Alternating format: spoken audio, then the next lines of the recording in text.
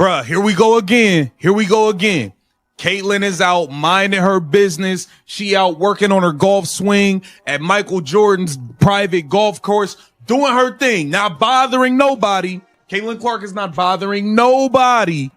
And here we have another hating WNBA player being a flat out liar and a hater, and we gotta call them out and hold their feet to the fire. This is nasty, nasty work. Okay, this is absolutely wild. Picture this. Caitlin Clark is literally just minding her business, chilling, working on her golf swing at Michael Jordan's private course, not bothering a single soul. And then out of nowhere, here comes another WNBA player who just cannot help themselves. They physically cannot stop hatting. What you're about to see is so blatant, so unnecessary, and so embarrassing that it's honestly shocking. And here's the kicker, this player's stats. They are so painfully mediocre that she has zero business even whispering Caitlin's name. But hold up, because there's something way deeper going on here that everyone is missing. By the end of this, you'll understand exactly why these players keep self-sabotaging, and why it's actually backfiring in ways they don't even realize yet. Louisa G, that plays for the Dallas Wings, Paige Bueckers' teammate, felt the need to go on Instagram and take shots at Caitlin Clark to try to uplift Paige Bueckers. You can uplift Paige Bueckers without talking about Caitlin Clark. You could do that. She wants to go play Captain Saver for Paige Bueckers based on fans' opinion, and she wants to go take shots at Caitlin Clark on Instagram. Then she goes on a podcast and also takes shots at Caitlin Clark. This is nasty, bro. Let's get right into it. So let me introduce you to Lou Lopez-Sainichel, who plays for the Dallas Wings, and is Paige Bueckers, former UConn teammate. She hops on Instagram and decides to take shots at Caitlin Clark, supposedly to uplift Paige. But here what blows my mind. You can absolutely uplift someone without tearing someone else down. It is 100% possible. You could praise Paige's game, highlight her skills, talk about her achievements, but instead, Lou chose the route of trying to diminish what Caitlin is doing. And get this, it gets even more ridiculous. She doubled down on a podcast. This wasn't just a random comment or a slip of the tongue. She deliberately went on a show and repeated the disrespect. Now take a look at what this article says about the entire situation. After Sports Kita, I can't. The way the site is mad choppy and kind of slow. I just gotta keep it real, so I gotta do it this way. So it says, Paige Bueckers' teammate blasts Caitlin Clark fans killer instinct jab with blistering remarks. Now, if you guys don't know, Paige there was Caitlin Clark fans basically saying the reasoning for them liking Caitlin over Paige is Caitlin's killer instinct. So I'm going to be bringing these up piece by piece because the site. Listen closely to what he's saying here, because this part is crucial. The entire debate started because Caitlin Clark fans were pointing out something that is honestly pretty obvious. Caitlin has a killer instinct that sets her apart, and the game tape backs that up 1,000%. We've all seen her hit impossible shots in clutch moments, carry her team when everything is on the line, and perform under pressure that would break most players. That's not an opinion, that's documented reality. But instead of acknowledging that, Paige's former teammate felt the need to defend Paige by attacking Caitlin's fans and dismissing what makes Caitlin so incredibly special. And here, where it gets even more unbelievable, the host of this German podcast literally asked Lou to choose between Caitlin and Paige. And do you know what she said? She claimed, and we all know that's a bold-faced lie. We know it. Well, that is a damn lie. Is nobody is taking no damn Paige Bueckers over Caitlin Clark. And y'all make us have to say things like, yo, Paige Bueckers, yo, she can't even sell out. She got the third lowest attendance in the league. We like Paige, but when y'all do this, when y'all do that, we have to do this. We have to do this. None of us was talking about Paige. We wasn't thinking about Paige. She got to go do Unrivaled. Nobody's bothering her. Okay, did you catch that energy? We all know that's a bold-faced lie, and he is absolutely right. Look, I genuinely love Paige Bueckers as a basketball player. She's incredibly talented, super fun to watch, and has elite skill. But let's be brutally honest about what's actually happening here. Paige's team has the third lowest attendance in the entire league. Third lowest. That's not hate, that's a cold, hard fact. Meanwhile, Caitlin Clark sells out arenas everywhere she goes, pulling in record-breaking crowds. The numbers simply do not lie. But here what makes this situation so much worse. When you force people into these comparisons, when you start taking unnecessary shots, you make fans pull out the receipts. Nobody wanted this conversation. Paige was doing her thing. Caitlin was doing hers. But now we have to talk about why one player moves the needle and the other doesn't. And that, my friends, is uncomfortable for everyone involved. And gave Fever Garden upper hand in the matchup. It says Caitlin Clark is revolutionizing women's basketball right now. Paige Bueckers is extremely good, but without killer instinct, one fan said. And I agree.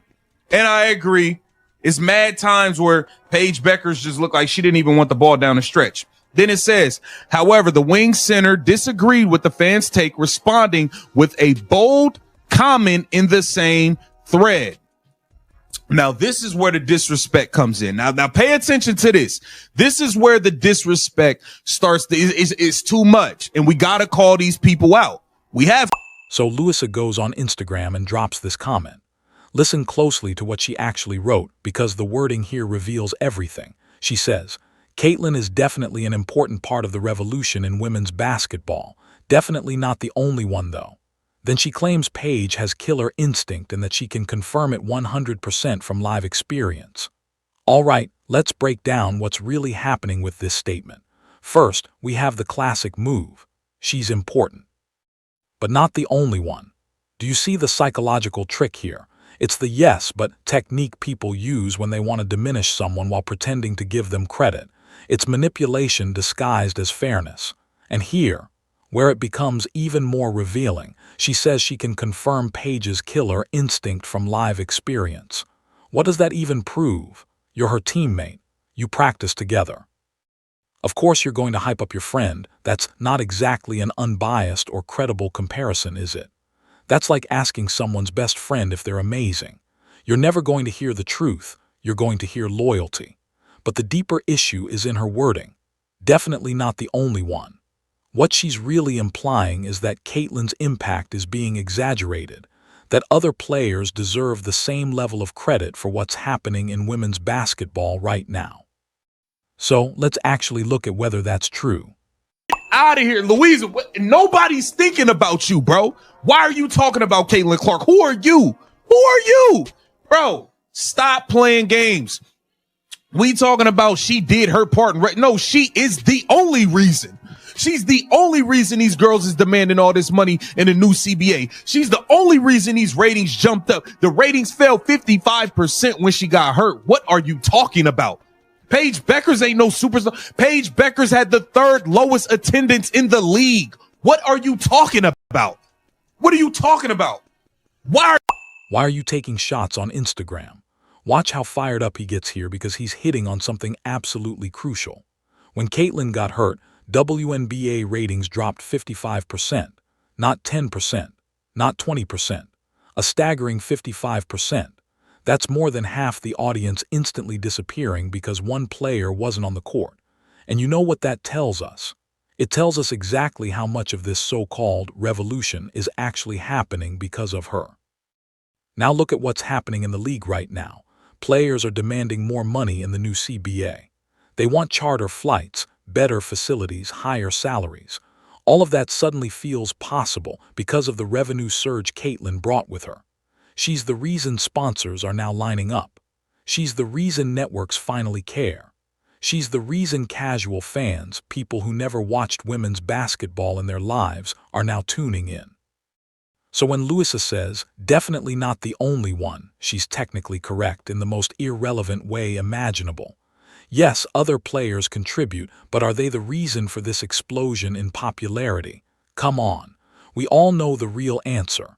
And now here, where this becomes even more problematic. 20. Second round pick by the Dallas Wings.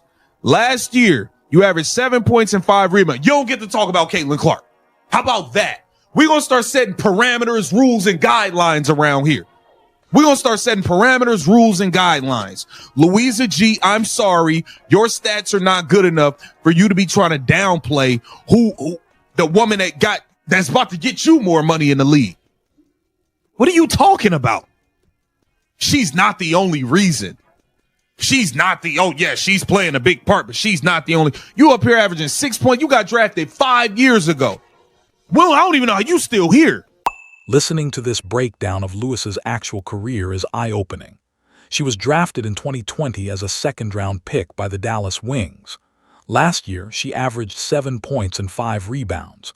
This year, 6 points per game. 6. So let me get this straight.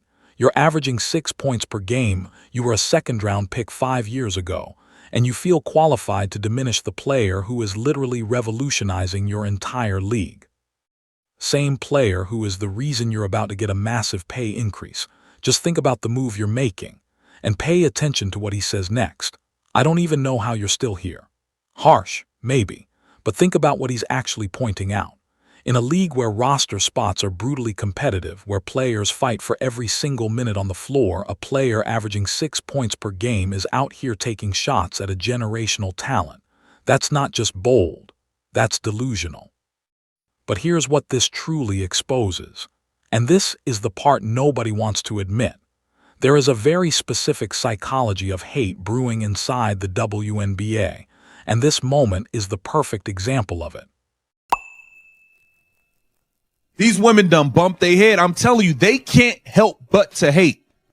You know who women's biggest haters are? Other women. That's really who women's biggest haters are. And it shows every single day in the WNBA, the gift that keeps on giving. Every day. Every day it becomes more obvious. Women's biggest haters are often other women. Now that's a controversial statement, but watch how it keeps showing up in this league again and again. You've got Angel Reese taking shots, Kennedy Carter with that cheap hit, Dijon Carrington with the eye poke and the social media mockery, Alyssa Thomas saying Caitlin is just a basketball player. And now Louisa jumping in completely unprovoked. See the pattern. These aren't isolated incidents. This is a systematic response from players who feel threatened by someone else's success. And the wildest part, they're threatened by someone who is actively helping them. Caitlin's success is their success. Her popularity is raising the entire league, increasing salaries, bringing in fans, sponsorships, media coverage. It's lifting everyone. But instead of recognizing that and embracing it, they're desperately trying to tear her down. You know what this is? It's classic tall poppy syndrome. When someone rises too high, too fast, certain people cannot stand it. They feel the need to cut them down to size. They can't stand seeing someone else get the attention they think they deserve, even when that attention benefits all of them. Even when the rising tide is lifting all ships, they still just can't help themselves. And here's the part that will truly make you shake your head. God, none of y'all games is getting moved into NBA arenas like that everywhere y'all go. None of y'all are. This girl sell out home and away. None of y'all are. Paige Bueckers can't sell out that tiny ass arena they're playing in Dallas. And I love me some Paige Bueckers, the basketball player. She's fantastic. What are you talking about, Louisa? What are you talking about? Have you lost your mind? These people are crazy, man. Caitlin Clark is not thinking about y'all. Listen to him break down these attendance numbers. Paige Bueckers' team can't even sell out the small arena they play in. Meanwhile, Caitlin's games are being moved to NBA arenas because the demand is so insane. Every single one of her home games, sold out. Every away game, sold out. Teams are literally relocating to bigger venues just to fit the crowds coming to watch her. But here, what makes this situation so absurd? Paige isn't the problem. Paige is an incredible player with a bright future. The problem is her teammate forcing a comparison that ends up making Paige look worse. By trying to claim Paige is on Caitlin's level in terms of impact, Louisa accidentally highlighted how far apart they truly are. If she had just stayed quiet, if she had simply let both players shine in their own lanes, nobody would be talking about attendance numbers or comparing their influence. But now everyone is looking at the data and seeing the massive, undeniable gap. Why are you hating on Caitlin Clark? Look, man, Caitlin Clark, she out recruiting for Butler. She doing all types of stuff. She's doing her thing. She's doing her. She's doing her. She not bothering y'all in Unrivaled. She hasn't bothered y'all with Project B. She's not hating on y'all. She let y'all get your money, do y'all thing. Louisa, why are you on Instagram trying to downplay Caitlin Clark? Then to go double down on a podcast? Come on, man. Stop it, man. It has to stop. Enough's enough. Enough's enough, man. Get down in the comments. Let me know what you think about this. This is Keep the Vision. Watch this part closely because he explains exactly why this matters so much. Caitlin Clark is out here recruiting for Butler, doing promotional work, supporting other players, and staying completely in her lane. She's not on social media talking trash about anyone. She's not trying to diminish anyone else's accomplishments. She's not playing these petty games. And that, my friends, is what makes all this hate even more inexcusable. If Caitlin was out here being arrogant, talking down to other players, acting like she's better than everyone else, you could maybe understand some pushback. But she's literally doing the opposite. She praised the unrivaled league's talent even though she's not participating. She's supportive of other players getting opportunities. She's humble in interviews despite being the biggest star in the entire sport. So what exactly are these players mad about? What did she actually do to deserve this constant stream of disrespect? The answer, nothing. Absolutely nothing. She simply had the audacity to be incredibly talented, incredibly marketable, and incredibly successful. And for some players, that's apparently an unforgivable sin. Now here, where it gets interesting from a business perspective. These players don't seem to understand that they're hurting themselves. Every time someone takes a shot at Caitlin, every time unnecessary drama pops up, it makes the league look petty and unprofessional. Sponsors don't want to invest in dysfunction. Networks don't want to promote infighting. Fans don't want to watch talented players act like jealous teenagers. What they should be doing is embracing Caitlin's success and using it as a platform to showcase their own game. When Caitlin plays, millions watch. That's millions of potential new fans who could discover other players if those players were smart about it. But instead of capitalizing on the attention, they're creating negative storylines that overshadow the basketball. Think of it like this. When LeBron James entered the NBA, did Kobe Bryant spend his time on podcasts diminishing LeBron's impact? Did Tim Duncan go on Instagram claiming he was just as important to the sport's growth? No. They let their game speak and understood that LeBron's popularity was good for everyone. But in the WNBA, we're seeing the opposite, and it's sabotaging the league's growth at the exact moment it finally has real momentum.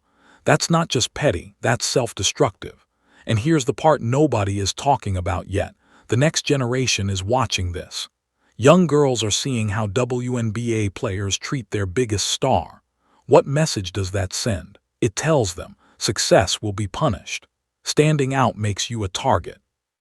Being exceptional means dealing with hate from your own peers. Is that the culture the league should build? Is that the environment that attracts elite young talent? Because right now, the WNBA is showing future players that even if you're respectful, talented, and bringing unprecedented attention to the sport, your own peers will still try to tear you down. That's a massive problem. The league is at a crossroads. They can either embrace this moment, support their biggest star, and ride this wave to new heights, or they can let jealousy and pettiness destroy the momentum and go back to half-empty arenas and minimal pay. Here's the wildest part. 5 years from now, when WNBA salaries are higher, when travel is better, when the league is more global, they will have Caitlin Clark to thank. But most of them will never acknowledge it. They'll convince themselves they built this, that their contributions were equal, and that Caitlin just happened to be there at the right time. But the numbers tell a different story. The sold-out arenas tell a different story. The TV ratings tell a different story. The engagement tells a different story. History is being written in real time, and it's crystal clear who the main character is. So when Louisa says, definitely not the only one, she's trying to rewrite a narrative already backed by objective data. She's trying to claim credit for a revolution she didn't start. And the sad thing is, she could be part of the revolution. She could embrace it, support it, and benefit from it. Instead, she's choosing to be a footnote in a story about how jealousy almost derailed women's basketball's biggest moment. The next chapter will determine the league's future.